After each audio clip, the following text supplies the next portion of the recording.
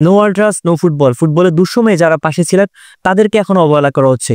বাংলাদেশের সবচেয়ে বড় দুটি ফ্যান গ্রুপ হচ্ছে ফুটবল আল্ট্রাস এবং সেভ বাংলাদেশ ফুটবল। এই দুটি ফ্যান গ্রুপ কিন্তু বাংলাদেশের ফুটবলের কল্যাণে কাজ করে থাকে এবং তারা সবসময় বাংলাদেশ ফুটবলের অন্যায়ের প্রতিবাদ করে এসেছেন। আর এই ফ্যানরাই কিন্তু টিকিট পাচ্ছে না। বাহুবের সাথে তারা মেইলে যোগাযোগ করেছে, সরাসরি যোগাযোগ করেছে।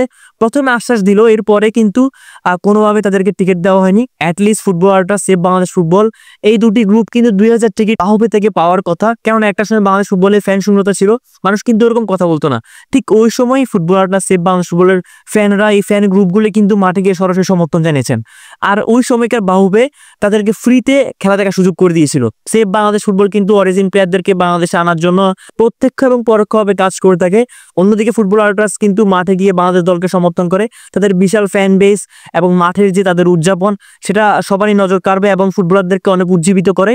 তো বিভিন্ন দেশে কিন্তু ফুটবল আল্ট্রাস রয়েছে। ইউরোপিয়ান ক্লাবগুলো আপনারা দেখেন যে ফুটবল আল্ট্রাস রয়েছে, ওই সকল আল্ট্রাস গ্রুপগুলো কিন্তু ফেডারেশন থেকে সহায়তা করে। বাংলাদেশের উল্টো চিত্র, ফুটবল আল্ট্রাসের কিন্তু অনেক বিশাল প্ল্যান ছিল বাংলাদেশ সিঙ্গাপুর ম্যাচ নিয়ে। ওই ম্যাচে বাংলাদেশের ইতিহাস সেরা দল নামতেছে মাঠে। হামজা চৌধুরী, সমিত সোম, ফাহমিদুল ইসলাম এরাও খেলবেন। অবের কর্মকর্তাদের সাথে কিন্তু তারা মেইলে যোগাযোগ করেছেন, সরাসরি যোগাযোগ করেছেন। এরপরও তারা কোনো প্রকার সহায়তা পায়নি। এমনকি তারা নিজের টাকা দিয়ে টিকিট কিনতে চেয়েছিলেন, কিন্তু তারা সেটিও পায়নি। বাহুবে থেকে দেখানো হয়েছে যে বাংলাদেশ সিঙ্গাপুর ম্যাচের সব টিকিট শেষ। আসলে এত টিকিট কে নিয়েছে? আমার কথা হচ্ছে, আমি নিজেও অনেক চেষ্টা করেছি বাংলাদেশ সিঙ্গাপুর ম্যাচে টিকিট কাটার জন্য, 3 দিন চেষ্টা করেছি, আমি কিন্তু টিকিট পাইনি। অনেকে আছে আমার মতো। তো টিকিটগুলো কারা পেয়েছে? আমার মতে এরকম অনেকেরই অভিযোগ রয়েছে। তো এতগুলো টিকিট গেল কই? তাছাড়া টিকিট কেনা হয়েছে দেখলাম উগান্ডা থেকে, অস্ট্রেলিয়া থেকে, জার্মানি থেকে। তো এই দেশগুলো থেকে কিভাবে টিকিট কিনা হয়? আর উগান্ডা থেকে এসে বাংলাদেশে কি খেলা দেখবে? আমার কথা হচ্ছে এটা।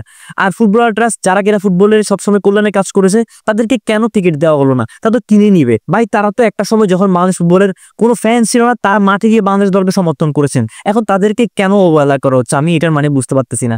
তাদেরকে অবহেলা মানে হচ্ছে বাংলাদেশ ফুটবলের যারা ফ্যান রয়েছে তাদের সবাইকে অবহেলা করা। কেন জানি মনে হচ্ছে টিকিট কালোবাজারের হাতে চলে যাচ্ছে। কেননা এই যে অব্যবস্থাপনা দেখেছি টিকিট গ্রুপ থেকে টিকিট বিক্রি করা নিয়ে, এরকম জীবনে কখনো দেখি নাই। যেমন বিপিএল এর সময় আমরা টিকিট অনলাইনে কেটেছি, এত প্যারা খাওয়া লাগে নাই যতটা প্যারা খাওয়া লাগছে আমার না টিকিট না কিনে প্যারা খাওয়া লাগছে। বাংলাদেশ ফুটবল ফেডারেশনের সহসভাপতি ফাহাদ করিমের উপর আমার অনেক ভরসা ছিল, কিন্তু এই অব্যবস্থাপনা দেখে আমি কখনো চিন্তা করতে পারিনি ফুটবল আল্ট্রাস, বাংলাদেশ ফুটবলের মতো এরকম বাংলাদেশ ফ্যান বেস গ্রুপগুলোকে অবহেলা করা হবে। তাদেরকে অবহেলা করা মানে হচ্ছে আমাদের সবাইকে অবহেলা করা। তো আমি এটা তীব্র প্রতিবাদ জানাচ্ছি এবং আপনারা যে যার জায়গা থেকে কিন্তু প্রতিবাদ জানাবেন, এটা আমার আপনাদের কাছে রিকোয়েস্ট থাকলো। কেননা ফুটবলে কিন্তু এখন সিন্ডিকেট রয়ে গেছে।